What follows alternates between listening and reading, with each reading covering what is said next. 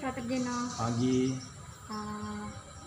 Di sini saya kan ada tugas ilmu komunikasi. Jadi temanya tentang liturgi dan peribadatan.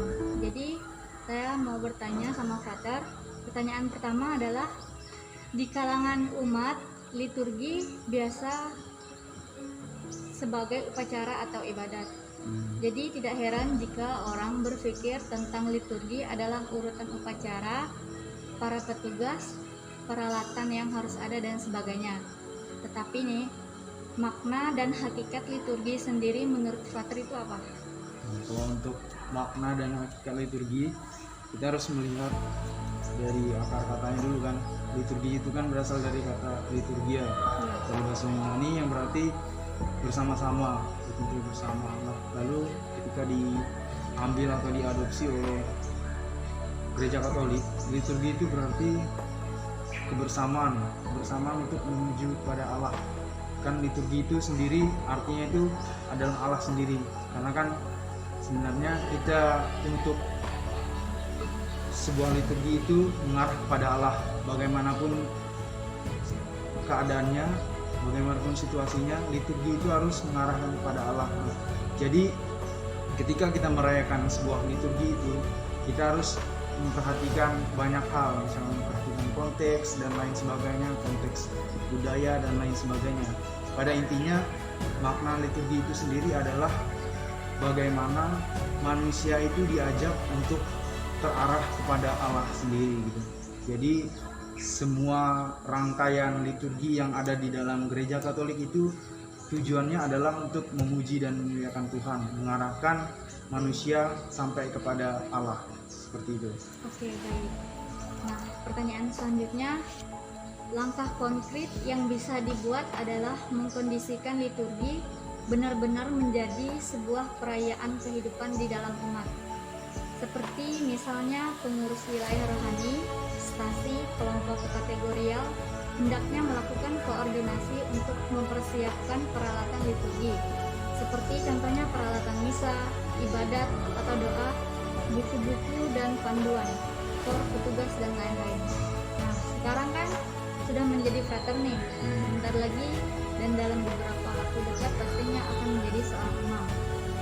Menurut frater, bagaimana agar setiap kegiatan liturgi dapat dikembangkan lebih baik lagi untuk semakin mengarah pada sasaran dan tujuan perayaan liturgi, yaitu tercapainya keterlibatan seluruh umat dan tercapainya iman yang mendalam. Oke, nah, pertama-tama ketika kita ingin menyampaikan atau mengajak umat untuk merayakan liturgi dengan baik, pertama-tama hal yang harus kita lakukan adalah memberi pemahaman yang tepat kepada umat mengenai makna liturgi itu sendiri, karena hal itu sangat penting. Ketika seseorang sudah mengenal atau memahami apa yang ia rayakan atau apa yang akan dia laksanakan, pasti dia akan menikmati. Contohnya ketika di dalam kehidupan sehari-hari, ketika kita ingin melakukan segala sesuatu, kita kan harus memahami apa yang ingin kita lakukan itu kan.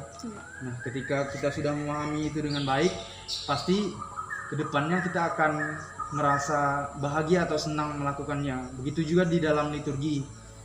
Di dalam liturgi itu kita harus memahami benar-benar apa itu makna liturgi. Ketika kita sudah memahami apa makna liturgi, nah pada saat itulah kita akan mampu memaknai atau merayakan liturgi itu dengan indah di dalam kehidupan kita. Kalau misalnya di dalam konteks paroki nanti misalnya, hal-hal yang dapat dilakukan untuk mengembangkan liturgi di dalam kehidupan umat, bisa juga diberikan rekoleksi atau sosialisasi mengenai apa sih itu liturgi yang sesungguhnya. Karena kita lihat kan kalau misalnya konteks di Keuskupan Ketapang sekarang ini kan, kita melihat bahwa umat-umat khususnya di pedalaman kan, kita sendiri melihat bahwa belum banyak yang memaknai liturgi itu dengan tepat kan. Mereka hanya sekedar mengikuti perayaan, hanya tahu bahwa itu adalah sebuah selebrasi, bukan sebuah perayaan iman. Maka dari itu, ketika misalnya nanti saya sudah menjadi seorang imam, saya akan berusaha memberikan pemaknaan yang benar mengenai liturgi itu kepada umat, agar mereka memaknai liturgi itu secara tepat di dalam kehidupan mereka, agar tidak dalam tanda kutip tidak sesat atau tidak salah lah dalam memaknai liturgi. Iya. Seperti itu. Baik. Nah, pastinya Frater pernah ini kan belajar tangga nada, not begitu.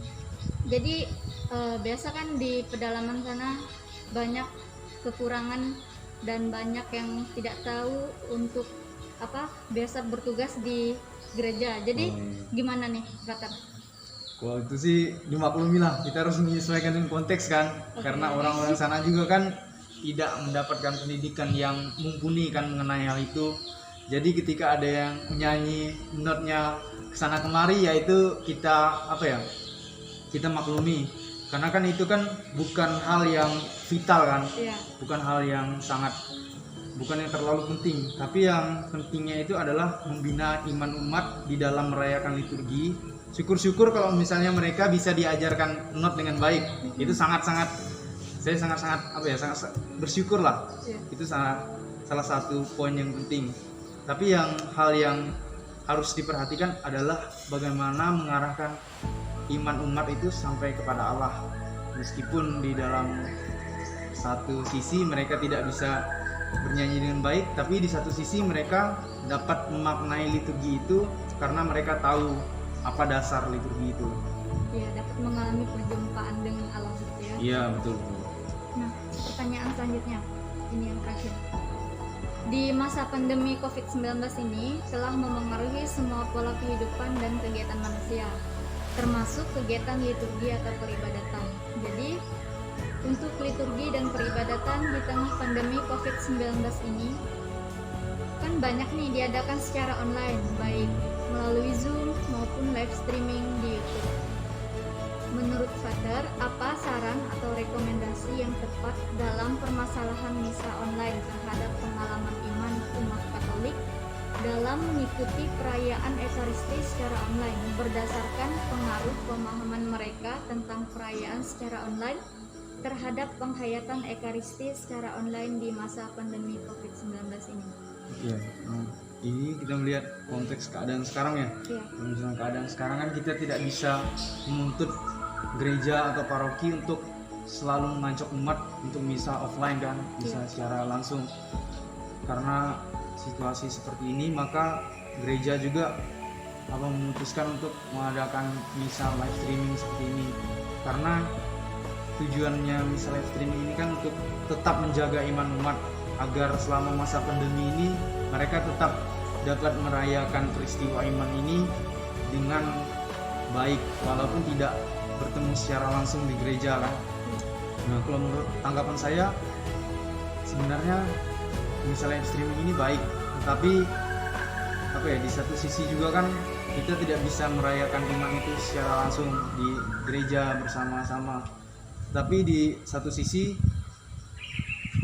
misalnya live streaming ini juga sangat penting di dalam kehidupan masyarakat agar iman umat itu tetap terjaga, agar tidak kalau misalnya selama masa pandemi tidak diadakan misa kan kadang-kadang iman umat kan bisa nanti goyah ya dan lain sebagainya.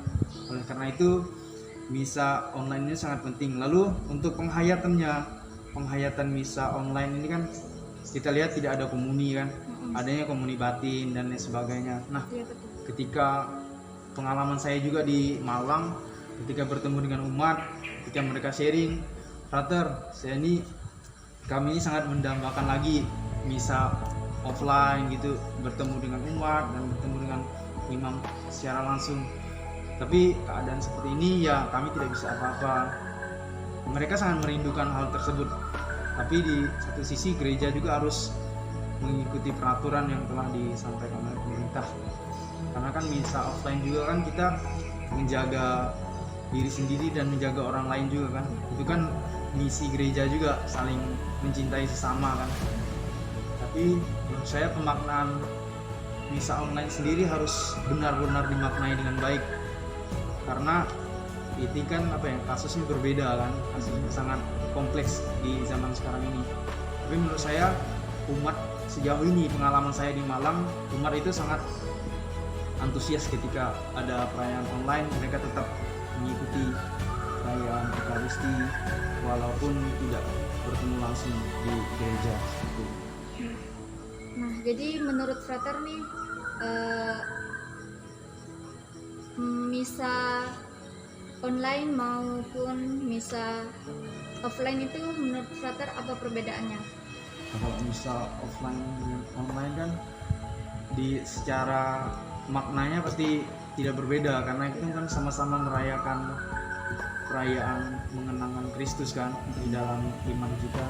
Tapi untuk perbedaannya sendiri pasti ada, karena misalnya tidak datang ke gereja secara langsung dan tidak bisa menerima komunion secara langsung, menikmatinya.